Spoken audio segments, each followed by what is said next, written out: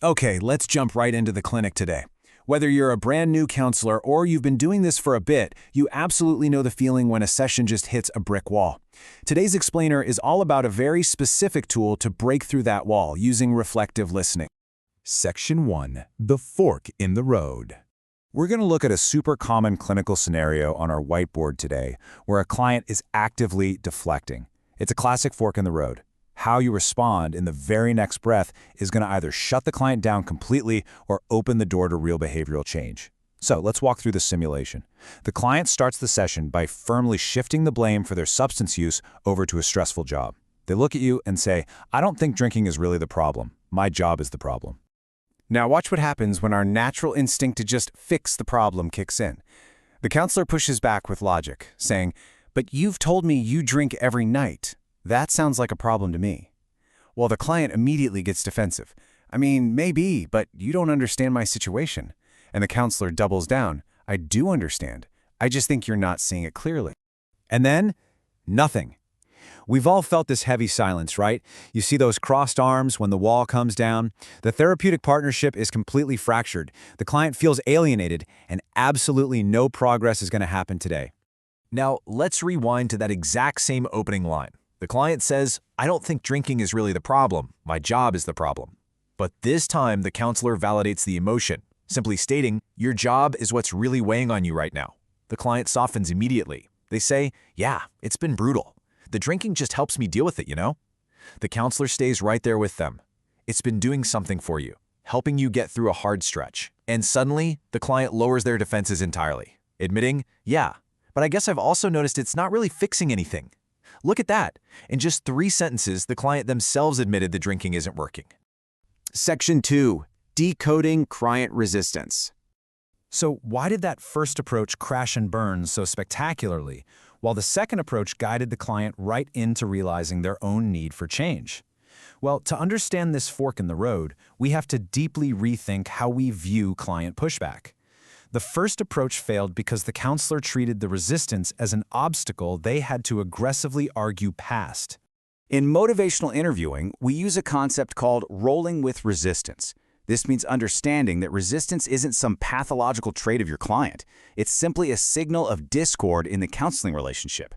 Think about it. When you argue for change, human nature forces the client to argue against it. As counselors, we all have what's called a righting reflex. It's that natural urge to jump in, fix things, and correct people. But relying on that reflex creates massive conversational roadblocks.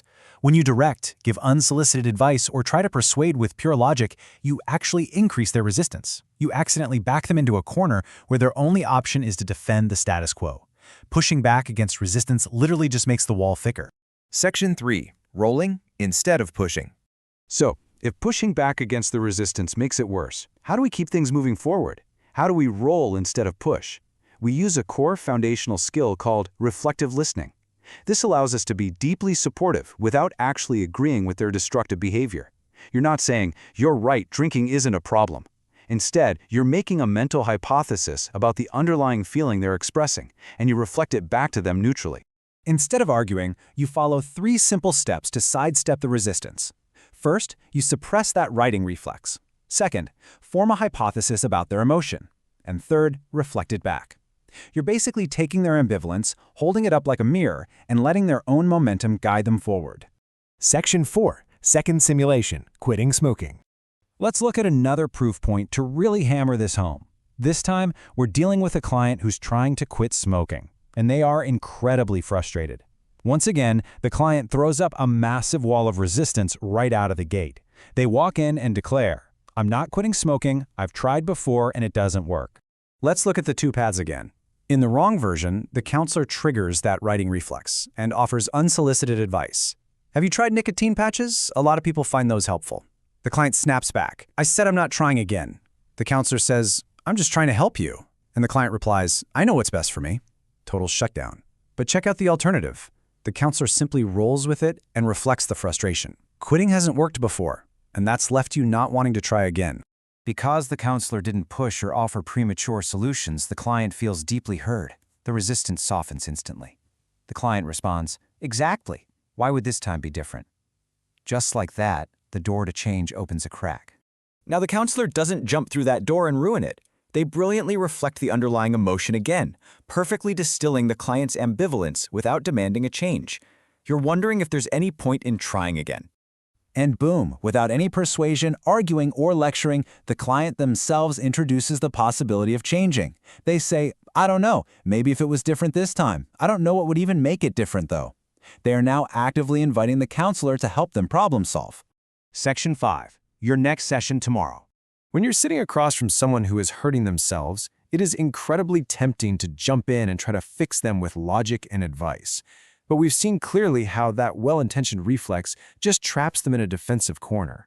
Your ultimate goal isn't to win an argument, it's to build a therapeutic partnership. You want an active collaboration where the client, not you, discovers their own motivation to change. You want to be the guide, not the enforcer. So here is the one actionable thing I want you to take away from this explainer and try in your very next session tomorrow. When you feel that familiar urge to correct a resisting client, stop, take a breath, suppress the writing reflex, and offer just one simple reflection instead. Don't add a but, don't add advice, just reflect. The crucial takeaway is this: pushing against a wall will only ever exhaust you and frustrate your client. So, are you ready to stop pushing against the wall and start rolling with their momentum to truly help them change? Try reflective listening tomorrow and watch how quickly those walls come down.